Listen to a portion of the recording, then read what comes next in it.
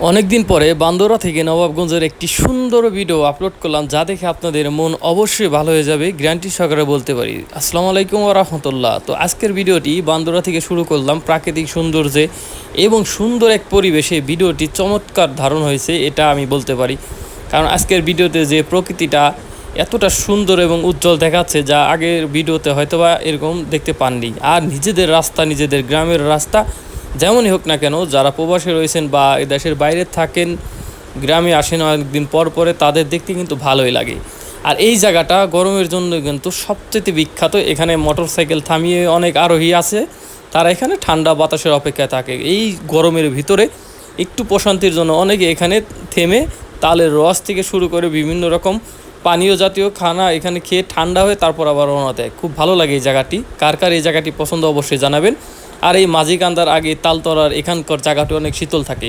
তো মাঝিকান্দা কিন্তু বলার কিছু নেই, মাঝিকান্দা খুবই দেখতেও সুন্দর। মাঝিকান্দা কবরস্থানটা মাশাআল্লাহ আমার খুবই ভালো লাগে। এবং মাঝিকান্দার থেকে শুরু করে নবাবগঞ্জ পর্যন্ত প্রাকৃতিক সৌন্দর্য মনে আস্তে আস্তে বেড়েই চলেছে। কিন্তু একটি দুঃখজনক ঘটনা, সাইটের গাছগুলা কিছু সড়কের ভালোর জন্য কাটা হয়েছে, কিন্তু প্রকৃতির সৌন্দর্যতা একটু হলেও বিনষ্ট হয়েছে, যেটা আপনারা সামনে গেলে দেখতে পারবেন।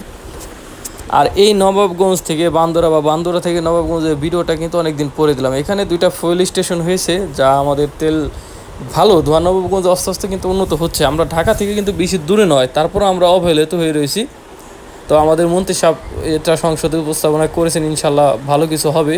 তো এই পার্কগুলা বা এই রেস্টুরেন্টগুলো কিন্তু আস্তে আস্তে আরও জাঁকজমট হয়েছে। নতুন নতুন কয়েকটা রেস্টুরেন্টও কিন্তু রাস্তার পাশ দিয়ে হতে যাচ্ছে।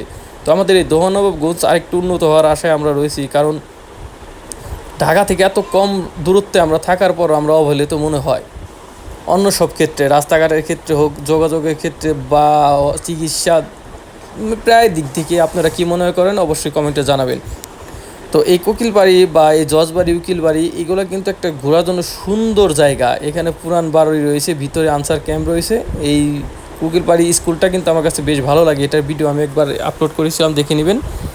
তো এই প্লেস পার্কে, এই পার্কগুলো কিন্তু খুব ভালো, ভিতরে গিয়ে দেখতে পারেন। ঘোরার জন্য অনেক জায়গা রয়েছে, কিন্তু আমাদের নবাবগঞ্জে ওরকম যোগাযোগ ব্যবস্থা না থাকার কারণে হয়তো এত আপডেট হয়নি।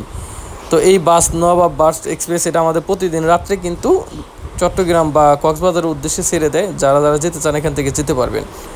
তো এই নবাবগঞ্জ কিন্তু আমরা অলরেডি এসে পড়েছি। তো এই গাড়িটা থেকে হাসাই লাগলো, আবার দুঃখ লাগলো, কীভাবে একটা মানুষ নিজেদের রুম চেঞ্জ করে। হয়তো আপনারা খেয়াল করেছেন কি না জানি না, কিন্তু আমাদের এই নবকলি বাস এটা কিন্তু ভালো, কিন্তু ভাড়াটা একটু কমাতে হবে এবং সিটগুলো একটু ভালো করলে আরও ভালো লাগবে। তো নবগঞ্জের খুঁটিখাটি কিছু বিষয় নিয়ে আলোচনা করলাম। যার ভালো লেগেছে অবশ্যই জানাবেন, আর যার ভালো লেগেনি, কোন জায়গায় খারাপ লেগেছে তাও জানাবেন। কারণ ভিডিও করি আমি আপনাদের দেখানোর জন্য, ভুল ত্রুটি হলে অবশ্যই আপনারা আমাকে ধরিয়ে দিবেন।